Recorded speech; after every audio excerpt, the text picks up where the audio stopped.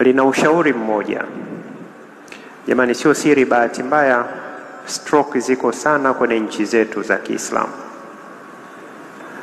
na zimehusishwa sana na kuchuchumaa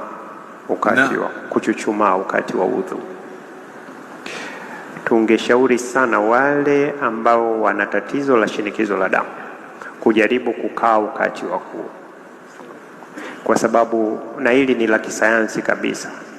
Vyoo vyetu vingi kwenye nchi za Kiislamu, Pakistani, Saudi na nini, ni vile vya kuchuchumaa, sio vya kukaa.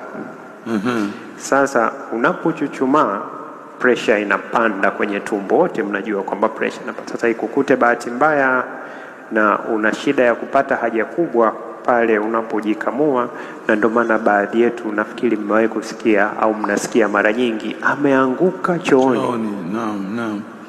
Katupiwa jinamizi. Hamna jinamizi pale. Kwa sisemi kwa kila mtu, lakini baadhi yetu wale wenye pressure ambazo haziko kwenye control.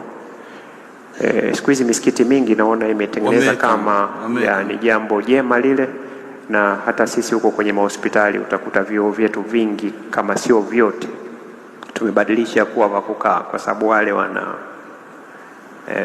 ni risk factor, sio inasababisha moja kwa moja, lakini inakuongezea.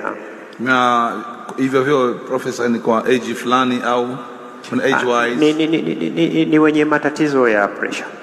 Wanashauriwa watumie vyoo hivyo. Kwa hiyo wewe hata kama una miaka 20, tunashauri sana utumie vyoo vya kukaa.